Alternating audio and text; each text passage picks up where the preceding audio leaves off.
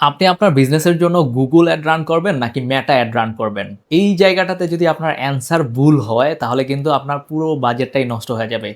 অনেক মার্কেটার আপনাদের হয়তো বলবে যে ২ টাই আপনি টেস্ট করেন।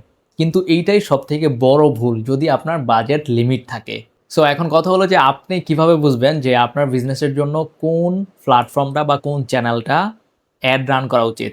সবার ১ম এ আপনার একটা কোয়েশ্চেনের অ্যান্সার জানতে হবে।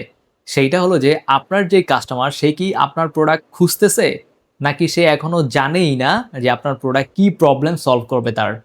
যদি আপনার প্রোডাক্ট সে খোঁজে তাহলে চোখ বন্ধ করে আপনি Google এ রান করেন। কারণ Google এ মানুষে যেয়ে এখন সার্চ করে। আর যদি আপনার প্রোডাক্ট সম্পর্কে কাস্টমারের কোনো আইডিয়াই না থাকে সেক্ষেত্রে আপনি মেটা অ্যাড রান করেন।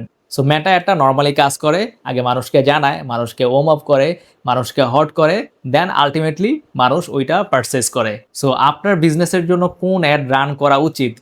এটা যদি আপনি জানতে চান সেক্ষেত্রে আপনি এই ভিডিওর কমেন্টে আপনার বিজনেস সম্পর্কে ডিটেইলস বলুন। আর আমি রিপ্লাইতে বলে দিব যে আপনার বিজনেসের জন্য Google অ্যাড রান করা উচিত নাকি Facebook অ্যাড রান করা উচিত।